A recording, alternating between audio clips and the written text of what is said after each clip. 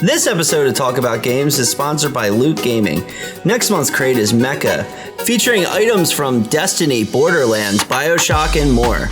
Get yours today by going to lootcrate.com/Cinemassacre, and don't forget coupon code Cinemassacre for 10% off on your order.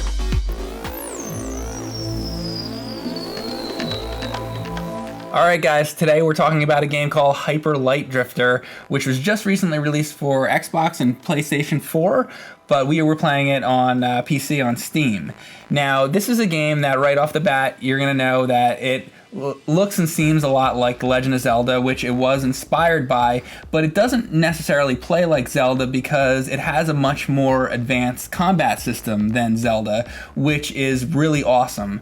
It is a difficult game as far as the challenge goes, and I really, really like it a lot, and I think it's one of the strongest games of the year. One of the things that is very central to the gameplay is the dashing and the shooting. When you attack enemies with your sword, you get ammo that you can use for the various guns. You start with a small blaster, but as you beat the different dungeons, you get different guns that you can use. Like the one dungeon that we played, the first dungeon up in the mountains, we were able to get a laser weapon that allowed us to hit multiple enemies at the same time. Now, you also played the game, and you did the water temple? I did the water temple, which the temples in the game, or the dungeons, which the game doesn't spell out exactly what they are, but we'll call them dungeons or temples, going with the Zelda vibe. The top one is a mountainous one where you're fighting bird enemies. Mm-hmm. The right side is a water temple where you're fighting water enemies. The bottom, I think they're more like cat enemies. That was the other dungeon I did. When you're at the sort of Mayan temple level, which is the one I did, and he was on the water level, there is a sort of teleport to get to each one so that you don't have to walk all the way there. That again is very much like Zelda, where Link to the Past, where you have the bird and you can travel across the land. There is a hub city in the middle of the game that gives you access to upgrades to either your defensive and dashing abilities or your sword. Stores where you can buy stuff. There's like a circular slash. There is a dash and slash. We got one that was a dash that had a shield on the front so that if somebody's shooting you, you can be protected. In this game, because the difficulty is amped up from the average adventure game that you could play, you really need to plan out how you're going to fight each enemy. Luckily, the enemy arrangements in rooms are always the same.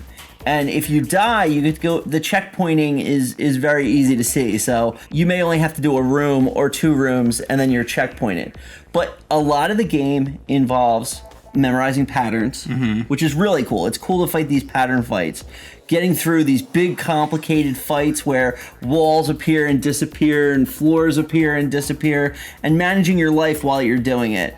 It's a really rewarding combat system that's kind of easy to pick up, although the game can get pretty difficult. The boss fights themselves are very, very difficult. You can't just go up to guys and hack and slash them because you're going to get shot. You only have, so much life, and they'll take your energy away very quickly. So he was mentioning the dashing. You have to do a lot of dashing in, doing one hit, getting out, going back in, and avoiding all the enemy blasts and gunfire. Hyper Light Drifter is a game that's all about positioning. When you're fighting certain enemies, you have to know their attack range, you have to know their attack speed. A lot of the enemies very much telegraph their attacks. Like you'll see in the mountainous area that you had the bird enemies where there'd be a flash of pink light before their energy lance attacked you. That focus on positioning and pattern even extends to the boss fights. The one boss fight that we experienced in the mountainous area, he made trails of squares on the ground, and a square would light up and then it would explode. So you would have to make sure that you weren't in these square zones as you were going.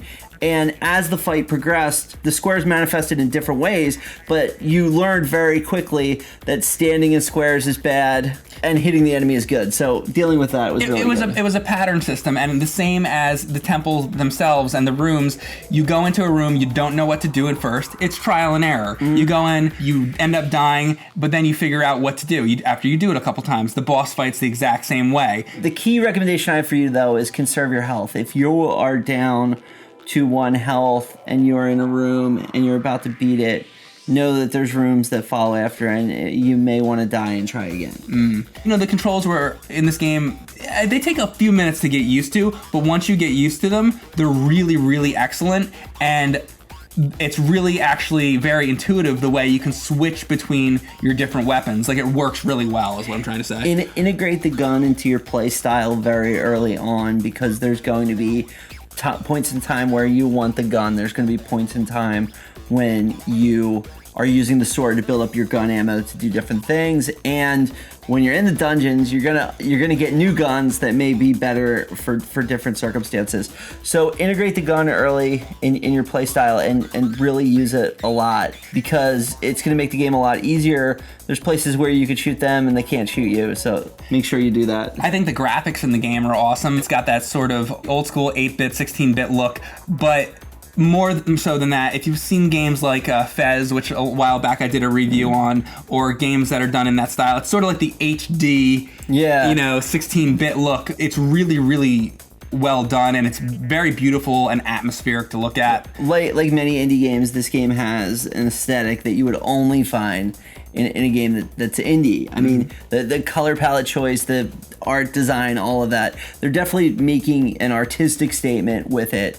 And also, the storytelling is really minimalist. For people who don't want to sit through cutscenes, for people who don't want a lot of text put up on the screen, there are people to talk to. You can kind of figure out what's going on, but this isn't a storyline game. This is a game that is about exploration and gameplay. Absolutely, and that's I tend to lean more towards that. If you're looking for a game that has story, a lot of it, I don't think this is the game for you. But if you like kind of hardcore gameplay, with not being too challenging, but challenging, then I think this is for you. But the other thing I have to say is that even though the game has no story, it has the trippiest soundtrack you've ever heard. It's very atmospheric. It's very scary. This is a dark game. There are skulls. There are dead bodies everywhere, both big and small. There is some kind of sinister, black, evil force that has poisoned the land.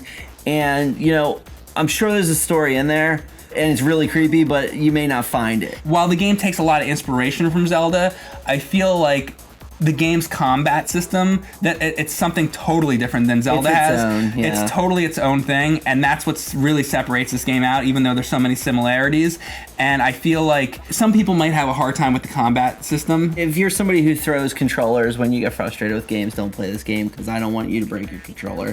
I mean, honestly, like there are some frustrating moments. You get down to that last life, the enemy's down to that last life, and you're dead, and you're like, oh my gosh, I just fought 100 dudes, and now I got to do it again. So watch out for that. Like fighting a boss in this game, I'm thinking back to fighting like Goma or like Aquamentus or something like that. Yeah. These boss fights are way more difficult, so just keep that in mind before picking it up. But I highly, highly recommend this. I think everybody should really play this game. I think it's great.